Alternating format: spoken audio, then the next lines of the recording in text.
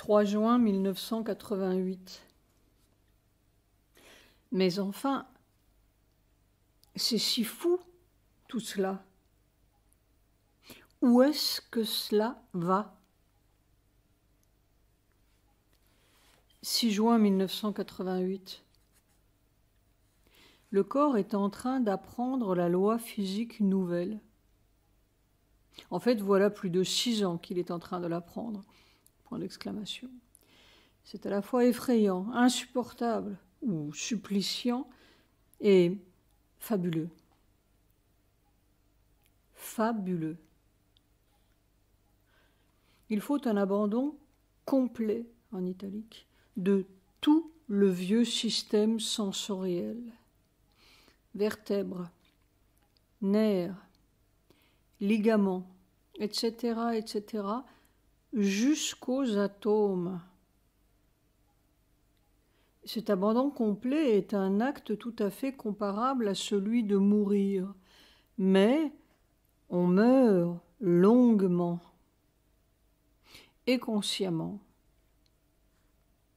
C'est peut-être cela que Mère appelait se laisser aplatir jusqu'à disparition complète. Cet écrasement de feu, c'est la sortie de la vieille loi. Plus qu'une loi, le suprême. Cela a peut-être un rapport avec l'énigme que j'ai vue l'autre nuit, du 4 au 5 juin. Voici ce que j'ai noté sur un bout de papier. Les gros paquets de poudre rouge. Cum, point d'interrogation, très beau rouge. Une douzaine. 2 ne sont pas scellés. Je dis, je vais commencer par ceux-là. Les sacs avaient peut-être 30 cm sur 20, en plastique, semblait-il. J'ai parlé hier de cette énigme à Sujata. Elle dit que ce serait la substance du monde nouveau. Point d'interrogation. Je rangeais ces sacs sur un rayon à côté de moi, comme si on venait de me les donner. J'ai recommencé à marcher, mais je continue les opérations assis. Je crois que c'est plus prudent. En fait, tout cela est une grande fable, F majuscule. 7 juin 1988. Le corps était tellement secoué et tordu dans le fauteuil que j'ai repris ma danse équestre debout devant la cheminée. J'étais dans le fauteuil comme un bateau dans la tempête. Soir. Debout, je retrouve cette barre dans le dos, si périlleuse, juste sous les omoplates, comme un point charnière de la colonne vertébrale, et toute la résistance semble se ramasser là, toute la puissance aussi, si bien que l'on sent que ça peut casser. C'est très difficile à surmonter quand tout ce temps-là a craqué. Au bout de 50 minutes, j'ai arrêté. Que faire? On peut surmonter ou supporter une résistance générale, mais quand tout se ramasse en un point, c'est très difficile. Ces corps sont d'une complication folle avec leurs milliers d'articulations et de nerfs et de fibres musculaires et de ligaments. Comment tout ce système pourra-t-il jamais changer? On se rend bien compte que c'est un système transitoire, mais comment faire la transition à l'autre chose? A majuscule, C majuscule. Il faudrait avoir un corps d'une seule pièce. Comment faire la transition? C'est toute ma question. Comment faire entrer le divin dans cette prison sans qu'elle éclate? Je vais recommencer le travail assis. Dans cette folie, il faut avoir beaucoup de bon sens. Je suis comme le poisson qui cherche la meilleure position, entre guillemets, pour asphyxier et griller sur le sable, et qui pourtant adore le soleil. Oh, il croit désespérément en ce soleil, S majuscule. 8 juin 1988. Même si cette vague s'en va, je suis content que la mer soit. 10 juin 1988. Le corps est broyé, en lettres capitales, par ce feu. On est tout près de la fin. PS. C'est l'âge de fer qui doit finir. Noté sur un bout de papier. Ils m'ont tout donné. Alors, pourquoi ne leur donnerais-je pas tout? 13 juin 1988. Un innombrable assaut microscopique de petites morts méchantes, comme une grande vague dont on ne perçoit que les embruns. On est broyé, broyé, broyé par ce feu. Soir, les élections en France. Mitterrand fait la bouillie de chat que De Gaulle voulait éviter. D'ailleurs, je l'avais vu bâfrer, lui et sa femme, dans une énorme cuvette de faïence en pleine obscurité, et le petit, entre guillemets, n'était nulle part. Et c'est curieux parce que cette nuit même, j'ai rencontré Mitterrand, qui me montrait un très bel édifice intérieur, avec des arches et des volutes, mais qui était complètement muré, en italique, sans la moindre ouverture sur le moindre brin d'herbe. Je cherchais partout de l'herbe et de la verdure, et c'était tout muré. Une pénombre, jolie et emmurée. Et il appelait cet endroit la papotière. Humoristique, non? Lui était indistinct, comme de la cire molle. Mais où est le petit? Note de bas de page, la papotière. On peut le comprendre comme le lieu du pape, socialiste, ou comme le lieu où l'on papote, ou les deux. Dans tous les cas, il va de soi que le pape, c'est celui qui papote. N'est-il pas vrai? 14 juin 1988. Si ce changement, C majuscule, ne vient pas, c'est le pire des pralayas, non pas sous les eaux, mais un pralaya de saleté. L'humanité engouffrée sous sa propre décomposition et pestilence. Jam Faetet. 15 juin 1988. Chaque seconde est une mort de feu écrasante. Pendant 1h40, je n'arrivais pas à en sortir. Comme si à chaque seconde, j'attendais, le corps attendait la fin, d'un côté ou de l'autre. Tout donné. Soir.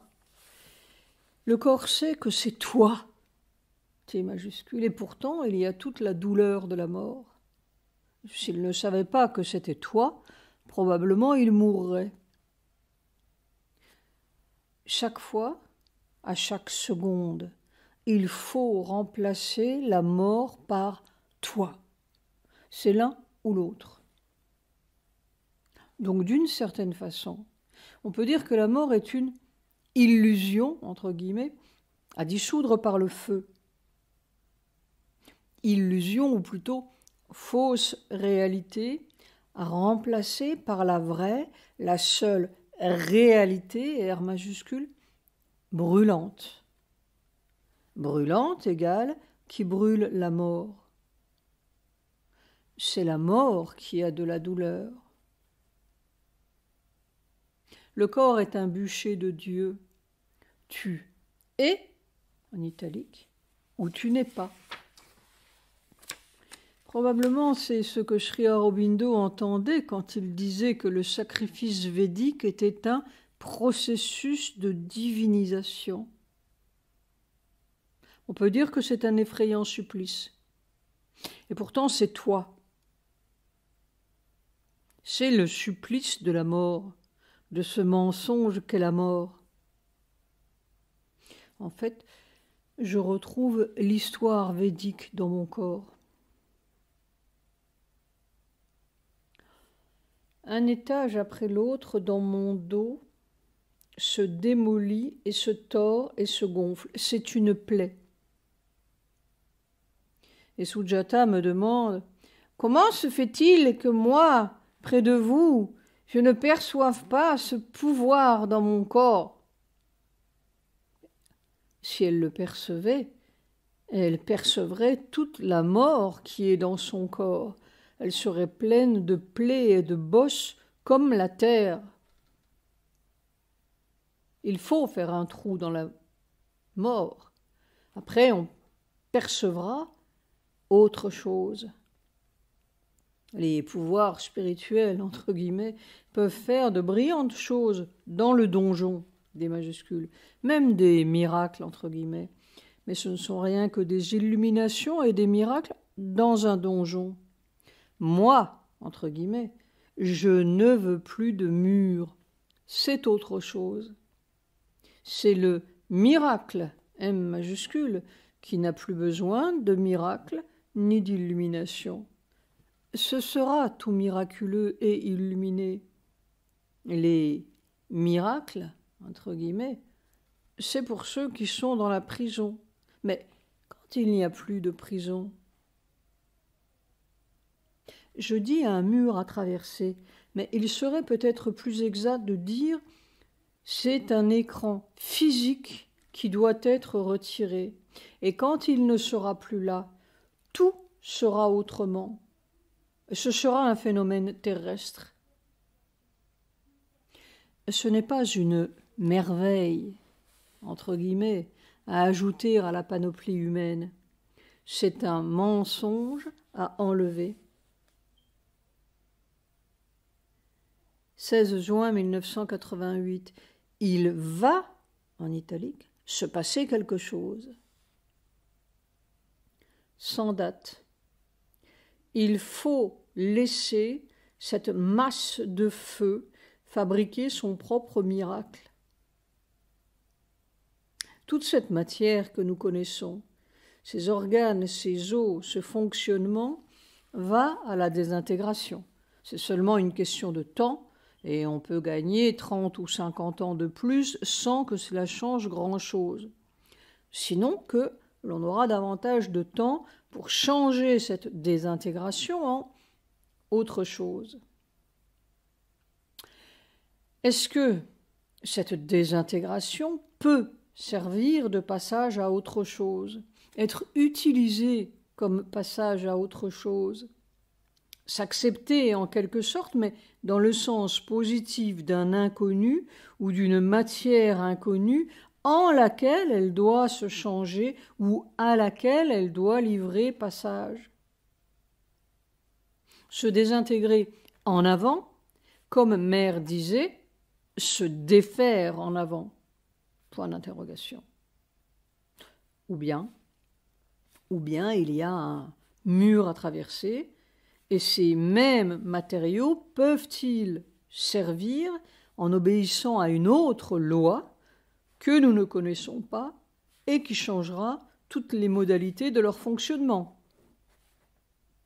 Au lieu d'une désintégration, une réintégration ou une intégration nouvelle sous l'effet d'une autre loi, L majuscule. Cette masse de feu donne tout à fait la sensation d'une désintégration vivante. On peut dire, est-ce que ce sera comme du lait qui caille, les mêmes matériaux mais qui changent de propriété sous l'effet d'une autre température, ou bien on ne sait pas quoi. Je ne sais pas si ça serait une amélioration de me retrouver tout caillé, mais je ne discute pas. 17 juin 1988. Ce n'est pas humainement possible de supporter un supplice pareil. Et pourtant on le supporte. Ce n'est pas physiologiquement possible de supporter un écrasement pareil. Et pourtant le corps le supporte. Donc, il y a une autre loi, un autre pouvoir qui fonctionne en dépit des impossibilités humaines et physiologiques. Il y a quelque chose qui fonctionne en dépit, en italique, de la mort. C'est une conclusion expérimentale. Ou quelque chose qui échappe aux lois de la mort. C'est peut-être comme cela que le poisson commence à respirer le soleil en dépit de sa douleur. Mais douleur, il y a. Le corps apprend peut-être à respirer autre chose, l'autre chose. Je n'ai jamais subi de pareilles souffrances, même dans les camps. Les douleurs de là-bas sont comme épidermiques. Cette douleur-là, c'est si profond, innombrable, comme à la racine. En fait, on touche à la racine même de la mort, à ce qui, un jour, a fait la mort, avec des tirets. A-fait-la-mort. Cet après-midi, pendant que je subissais ça, entre guillemets, je me suis demandé, est-ce que j'aurai le courage de recommencer demain? C'est à ce point-là. Mais je sais que je recommencerai jusqu'au bout. 18 juin 1988. Tout ce système est bâti par la mort. Alors, naturellement, il faut traverser la mort. C'est aussi simple, entre guillemets, que cela. Et tant que l'on n'aura pas traversé ça, on n'aura rien traversé, rien conquis, rien fait. C'est aussi évident que cela. Les rois et les prophètes peuvent passer indéfiniment. PS, je n'ai aucune prétention à l'immortalité, Dieu sait. Mais je comprends les Français de 1789 et la prise de la Bastille. Cela avait un sens. Il faut faire la révolution pour, en italique, Dieu. Parce que Dieu est vastitude, liberté, amour, joie. Et toute cette Bastille terrestre est une ignoble dérision de Dieu. 20 juin 1988. Parfois, cette Bastille qu'est mon corps, n'importe quel corps, trouve que l'on maltraite un peu ses murs et que, si ça continue, elle va tomber en morceaux. Mais est-ce qu'on peut délivrer la Bastille et rester dedans en même temps? Parfois j'ai tant de mal à mes murs que je n'aurais pas d'objection à l'état gazeux. C'est un abominable supplice, il faut le reconnaître. Nuit du 21-22 juin 1988. Rencontrer Sri Aurobindo. Il n'est resté qu'une chose. Je pleurais, probablement de désespoir. C'était affreux hier. Le corps était tellement écrasé qu'il a glissé dans le fauteuil, le dos au milieu du dossier, les fesses au bord du fauteuil et les jambes en Z, et je n'arrivais pas à me redresser. C'est vrai, j'étais désespérée de cette incapacité du corps, sans parler de la douleur. Et Sri Aurobindo m'a dit « Il faut ouvrir la racine en deux ou aller en fumée. » Ouvrir la racine en deux. La racine, c'est la mort. Ce que j'appelle ce mur ou ce donjon, non? Quand j'y pense, il y avait presque une urgence dans le ton de sa voix. Au lieu de parler de mort, on devrait parler de ce qui a fait le malheur, avec des tirets entre chaque mot. La mort est seulement une conséquence. C'est cela la racine dont parle Sri Aurobindo. Nous sommes dans une prison. Alors naturellement, nous avons tous envie de mourir. C'est le monde entier qui doit sortir de la prison. La terre commence à crier qu'elle a envie de mourir. Il faut sortir de là. La mort est la fausse sortie. Le nirvana est la fausse sortie. 24 juin 1988. Parfois, le supplice de l'écrasement des murs est dominé, subjugué et presque annulé par la gloire de la suprême divinité du feu. Le corps sent, ça, c'est le suprême. Et alors dans le suprême, il ne peut plus y avoir autre chose que le suprême. Ça, c'est la clé. À moins qu'il n'arrive un accident au suprême. Point d'exclamation. À l'origine, le suprême voulait que tout soit comme lui-même, avec sa même joie, son même amour, sa même lumière, sa même liberté. Le malheur, entre guillemets, c'est ce qui a empêché cette création d'être comme lui-même. Et le but, nécessairement, c'est que tout redevienne comme lui-même. La mort est un outil. Tout est un outil pour retrouver ça. On est dans la démolition du quelque chose qui a empêché, avec des tirets entre chaque mot. C'est de la métaphysique qui commence à devenir physique. Si j'étais Dieu, point d'exclamation entre parenthèses, avant tout, étant tout, qu'aurais-je besoin de fidèles et d'adorateurs? J'aurais besoin de compagnons de jeu. Les églises, minarets et cathédrales sont une espèce d'aberration de l'homme emprisonné comme les hôpitaux pour les malades. Il est vrai que nous sommes très malades. 25 juin 1988. Pendant 1h55 cet après-midi, le corps a subi des choses invraisemblables. Note de bas de page, si je n'avais pas tant de bon sens critique et même un peu trop sarcastique quelquefois, je me croirais tout à fait fou. Comment est-ce possible?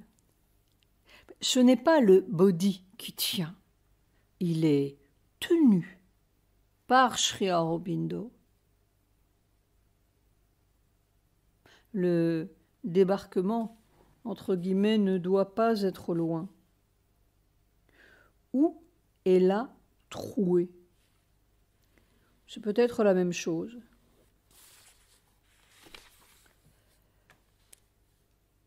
Une situation tout à fait explosive est en train de se bâtir en Inde et autour de l'Inde avec la corruption de M. Rajiv, qui voudrait bien une diversion, les ambitions de Zia-ul Hitler en Afghanistan, la révolte qui gronde au Bangladesh et les Chinois qui attendent l'heure. D'ailleurs, c'est une multitude explosive dans le monde. Il suffirait d'un chat qui passe. Tout est miné. 28 juin 1988. C'est du feu solide qui descend et qui écrase tout. Vu une énigme cette nuit, raconterai plus tard, si je peux. Il faut se laisser écraser, avec ce seul cri. Toi seul existes dans la totalité corporelle. Je comprends pourquoi, en italique, le tad ekam des rishis védiques. Et c'est une question de vie ou de mort.